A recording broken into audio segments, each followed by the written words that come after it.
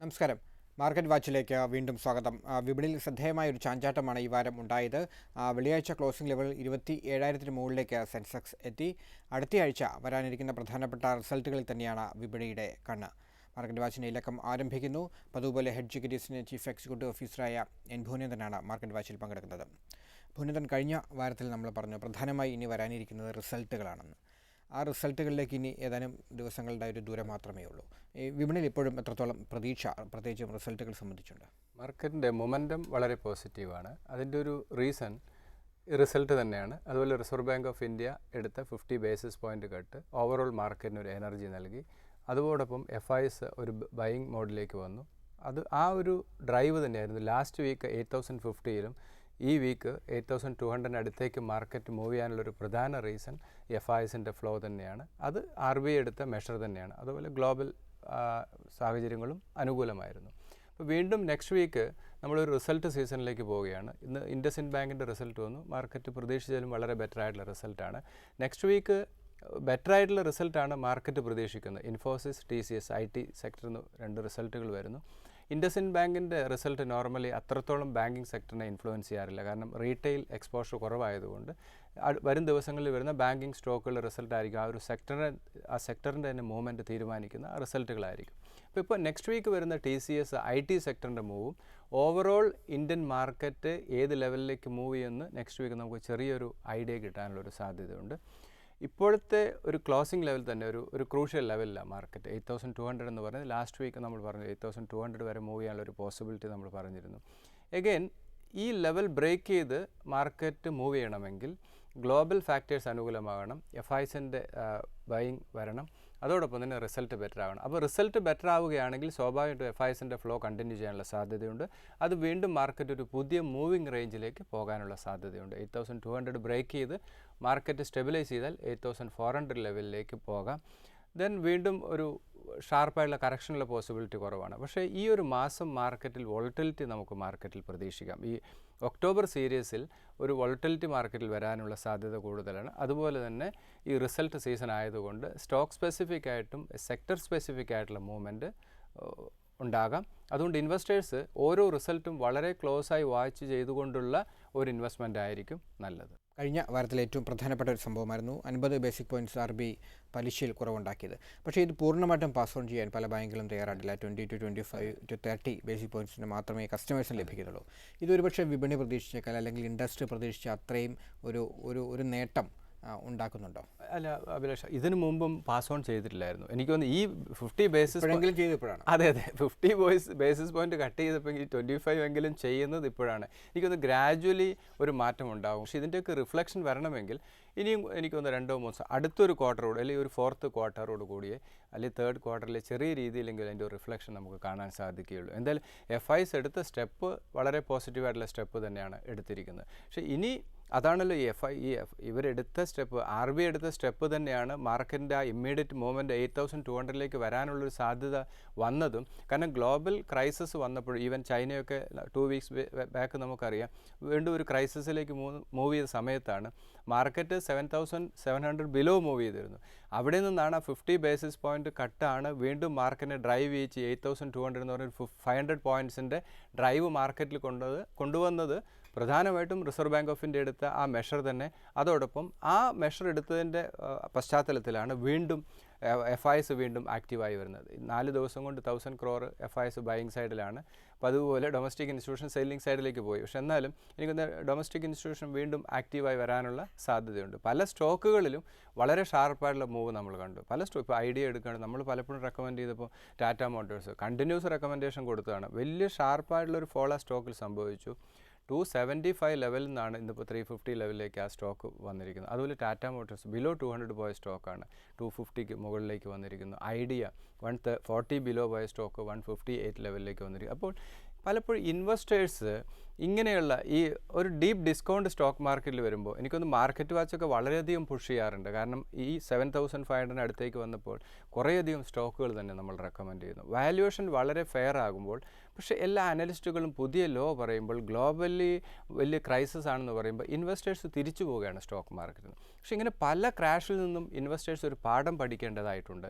കാരണം ഇങ്ങനത്തെ ഷാർപ്പായിട്ടുള്ള ഫോൾ വരുമ്പോൾ അതാണ് ഏറ്റവും നല്ല അവസരം നല്ലൊരു പോർട്ട്ഫോളിയോ ബിൽഡ് ചെയ്യാനുള്ളത്. പക്ഷേ അത് പലപ്പോഴും മറന്നു പോവുകയാണ്.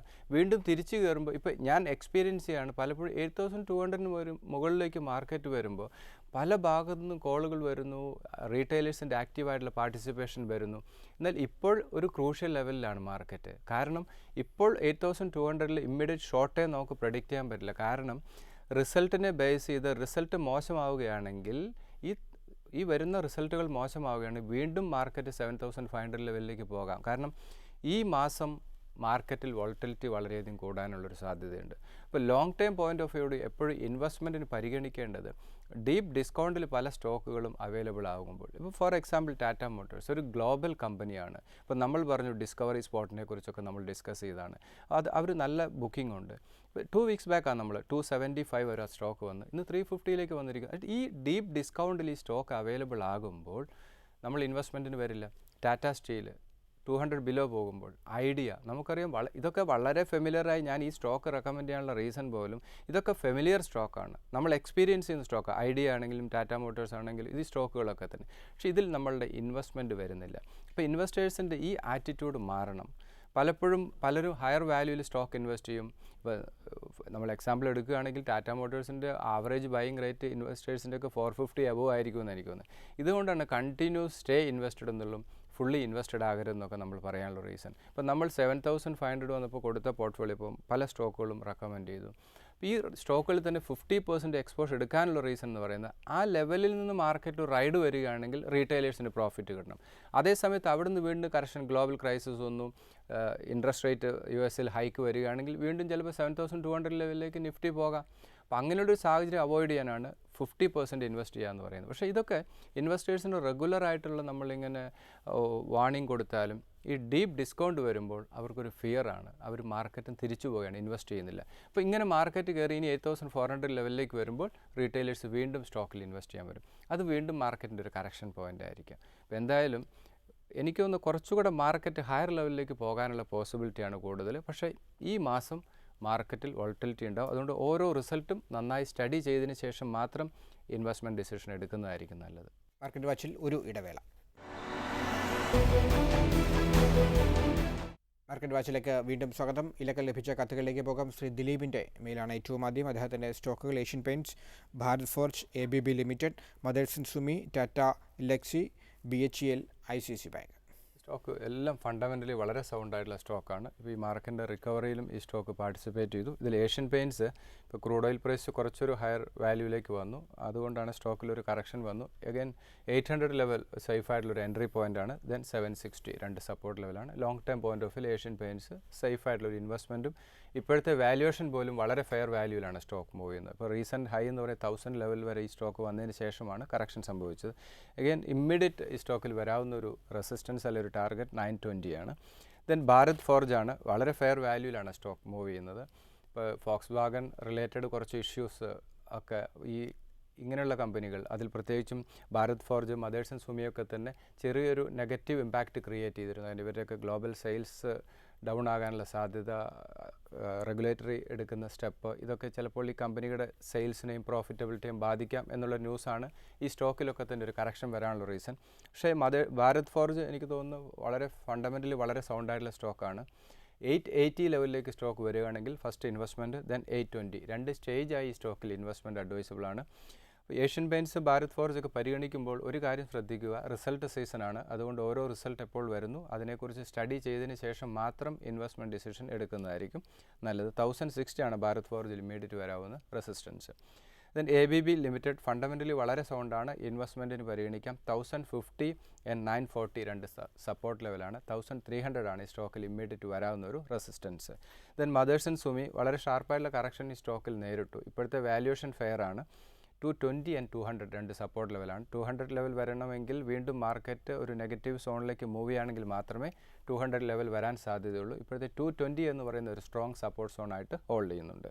284 സ്റ്റോക്കിൽ ഇമ്മീഡിയറ്റ് റെസിസ്റ്റൻസ് ആണ്. അപ്പോൾ 284 ലെവലിലേക്ക് ഈ സ്റ്റോക്ക് വരികയാണെങ്കിൽ ഷോർട്ട് ടൈം പോയിന്റ് ഓഫ് വ്യൂവിൽ എനിക്കൊന്ന് എക്സിറ്റ് ചെയ്ത് റീ എൻട്രി ചെയ്യുന്ന ഒരു സ്ട്രാറ്റജി ആയിരിക്കും നല്ലത് മദേഴ്സ് ആൻഡ് സുമിയെ സംബന്ധിച്ച്. ദെൻ ടാറ്റ എലക്സി കണ്ടിന്യൂസ് റൈഡിൽ തന്നെയാണ്. ഇനിയും വളരെയധികം പൊട്ടൻഷ്യലുള്ള ഒരു സ്റ്റോക്ക് തന്നെയാണ്. 1620 ആണ് ഇമ്മീഡിയറ്റ് വരാവുന്ന സപ്പോർട്ട്. അതിൽ 1400 രണ്ട് സ്റ്റേജായി ഈ സ്റ്റോക്കിൽ ഇൻവെസ്റ്റ് ചെയ്യുക. എഗെയിൻ ഈ റെക്കമെൻഡേഷൻസ് നൽകുമ്പോഴും ശ്രദ്ധിക്കേണ്ടത് റിസൾട്ട് തന്നെയാണ്. റിസൾട്ട് സ്വാഭാവികമായിട്ടും ഈ സ്റ്റോക്കിലൊക്കെ തന്നെ വലിയ വോളറ്റിലിറ്റി വരാനുള്ള സാധ്യതയുണ്ട്. അതുകൊണ്ട് റിസൾട്ട് സ്റ്റഡി ചെയ്തതിന് ശേഷം മാത്രം ഇൻവെസ്റ്റ്മെൻറ്റ് ഡിസിഷൻ എടുക്കുക. 2100 ആണ് ഈ സ്റ്റോക്കിൽ ഇമ്മീഡിയറ്റ് വരാവുന്ന ഒരു ടാർഗറ്റ്. ദെൻ BHEL ആണ്. കണ്ടിന്യൂസ് കറക്ഷൻ നേരിട്ടു. വളരെ ഷാർപ്പായിട്ടുള്ള റൈഡിന് ശേഷം കണ്ടിന്യൂസ് ഡൗൺ സൈഡിലേക്ക് പോകുന്നു. ലാസ്റ്റ് ക്വാർട്ടർ റിസൾട്ട് മോശമായിരുന്നു.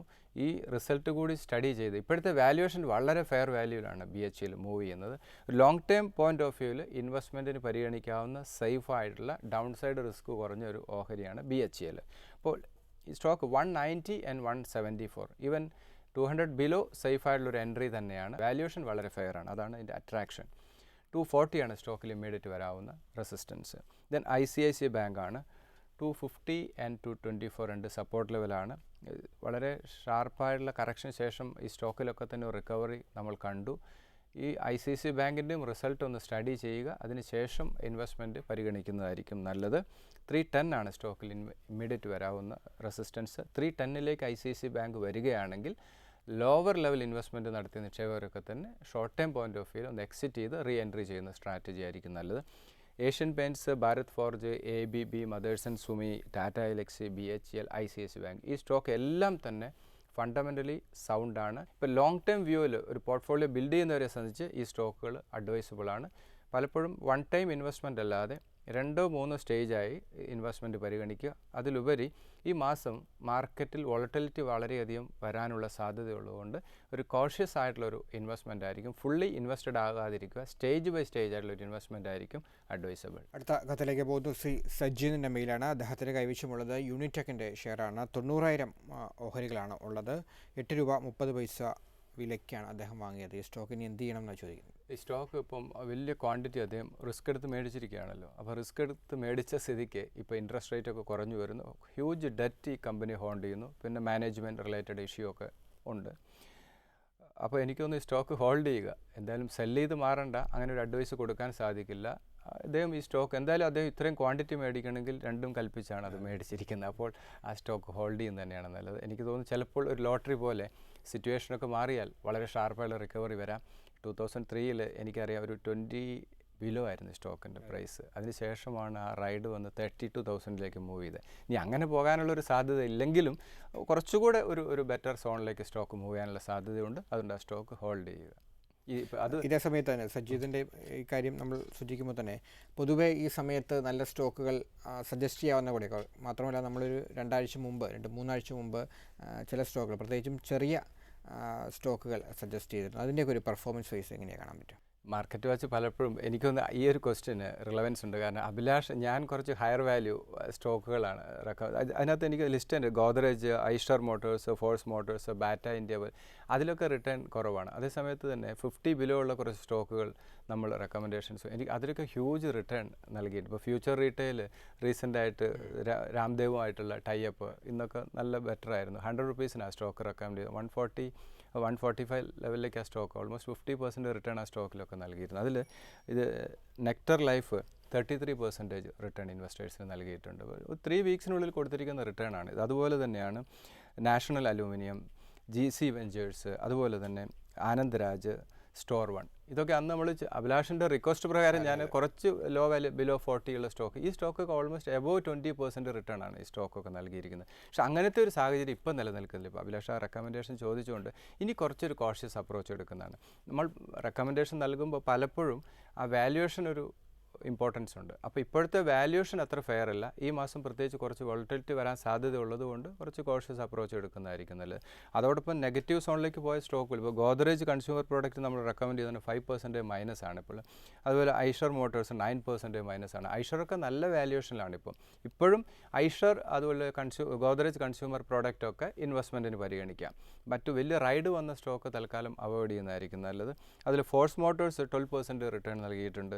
ബാറ്റ ഇന്ത്യ നല്ല വാല്യൂഷനാണ്, 3% മൈനസ് ആണ് റെക്കമെൻഡേഷൻ നൽകിയതിന് ശേഷം.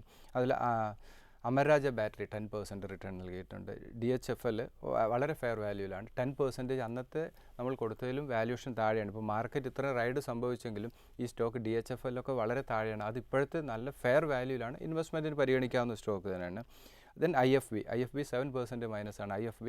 അപ്പോൾ ഇപ്പോൾ ഈ ഫോഴ്സ് അതുപോലെ ഐഷർ ഈ സ്റ്റോക്കൊക്കെ ഇപ്പോഴും IFB അതൊക്കെ തന്നെ ഇൻവെസ്റ്റ്മെൻറ്റിന് പരിഗണിക്കാവുന്നതാണ്. ഇപ്പോഴും ഈ റൈഡിലൊന്നും ഈ സ്റ്റോക്ക് പാർട്ടിസിപ്പേറ്റ് ചെയ്തിട്ടില്ല. അപ്പോൾ അടുത്തൊരു കറക്ഷൻ എനിക്കൊന്ന് ഇപ്പോൾ ഫ്രഷ് ആയിട്ടുള്ള ഇൻവെസ്റ്റ്മെൻറ്റ് എന്ന് പറയുന്നത് ഒന്ന് റിസൾട്ട് സ്റ്റഡി ചെയ്തതിന് ശേഷം ചെയ്യുന്നതായിരിക്കും ഒരു അഡ്വൈസ്. ഒക്ടോബറിൽ ഒരു വലിയൊരു വോളറ്റിലിറ്റിക്ക് സാധ്യത. അതെ, അപ്പോൾ അതുകൊണ്ട് കുറച്ച് ക്യാഷായി നിൽക്കുന്നതായിരിക്കും നല്ലത്. അങ്ങനെ വീണ്ടും മാർക്കറ്റിൽ കറക്ഷൻ സംഭവിക്കുകയാണെങ്കിൽ ഇങ്ങനെയുള്ള സ്റ്റോക്കുകളിൽ വീണ്ടും എൻട്രി ചെയ്യുന്നത് നന്നായിരിക്കും. മാർക്കറ്റ് വാച്ചിൽ ഒരു ഇടവേള കൂടി.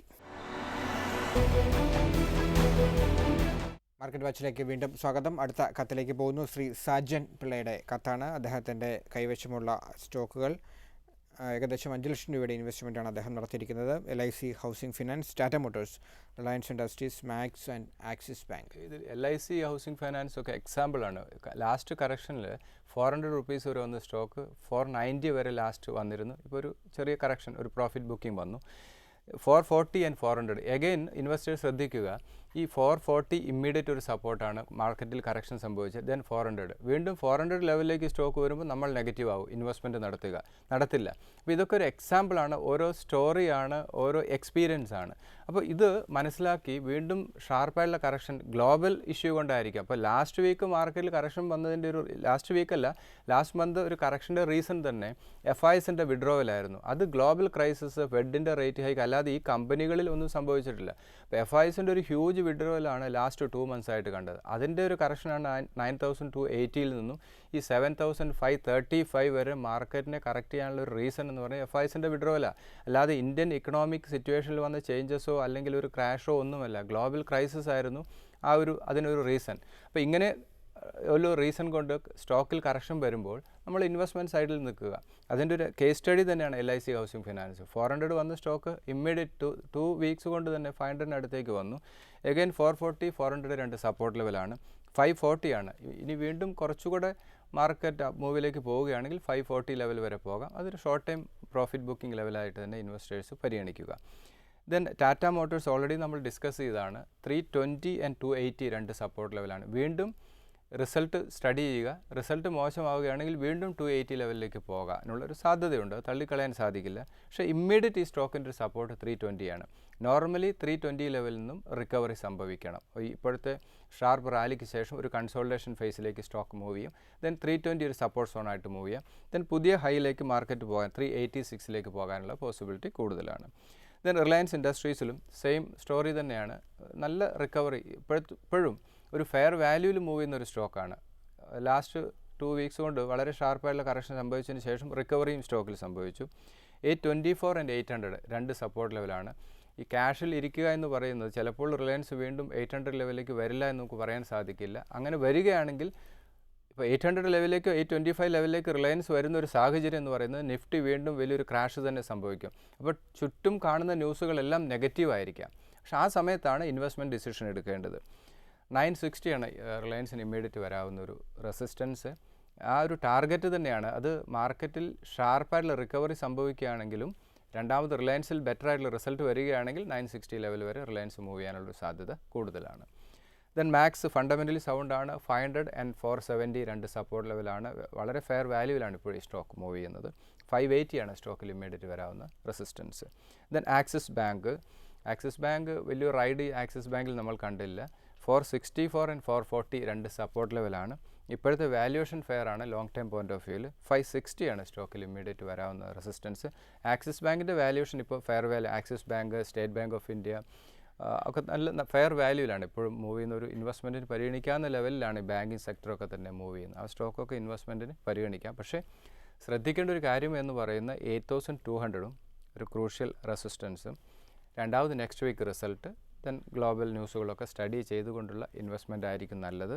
കാരണം ഈ മാസം നേരത്തെ പറഞ്ഞതുപോലെ കുറച്ച് മാർക്കറ്റിൽ വോളറ്റിലിറ്റി വരാനുള്ള സാധ്യത കൂടുതലുള്ളത് കൊണ്ട് കുറച്ചൊരു കോഷ്യസ് അപ്രോച്ച് ഈ ഒരു സീരീസിൽ എടുക്കുന്നതായിരിക്കും നല്ലത്. ഈ മാസം വിപണിയിൽ വലിയ ചാഞ്ചാട്ടങ്ങൾക്ക് സാധ്യതയുണ്ട് എന്നാണ് ഭുവനേന്ദ്രൻ സൂചിപ്പിച്ചത്. പ്രത്യേകിച്ചും വരും ദിവസങ്ങളിൽ വരാനിരിക്കുന്ന രണ്ടാം പാദ പ്രവർത്തന ഫല റിപ്പോർട്ടുകൾ, ഒപ്പം തന്നെ ആഗോള വാർത്തകളെല്ലാം തന്നെ വിപണിയെ സ്വാധീനിച്ചേക്കാം. അതുകൊണ്ട് ഘട്ടം ഘട്ടമായിട്ടുള്ളൊരു ഇൻവെസ്റ്റ്മെൻറ്റാണ് ഇപ്പോൾ അനുയോജ്യം എന്ന സൂചനയാണ് മാർക്കറ്റ് വാച്ചിലൂടെ ഹെഡ്ജ് ഇക്വിറ്റീസിൻ്റെ ചീഫ് എക്സിക്യൂട്ടീവ് ഓഫീസറായ എൻ ഭുവനേന്ദ്രൻ നൽകിയത്. മാർക്കറ്റ് വാച്ചിന് ഇതിലേക്ക് അവസാനിക്കുന്നു. നിങ്ങളുടെ സംശയങ്ങൾക്ക് മാർക്കറ്റ് വാച്ചിലൂടെ മറുപടി നൽകും. investment@asiannews.in എന്ന ഇമെയിൽ വിലാസത്തിലാണ് നിങ്ങൾ സംശയങ്ങൾ അയക്കേണ്ടത്. മാർക്കറ്റ് വാച്ച് ഇനി അടുത്തയാഴ്ച ഇതേ ദിവസം ഇതേ സമയം. നമസ്കാരം.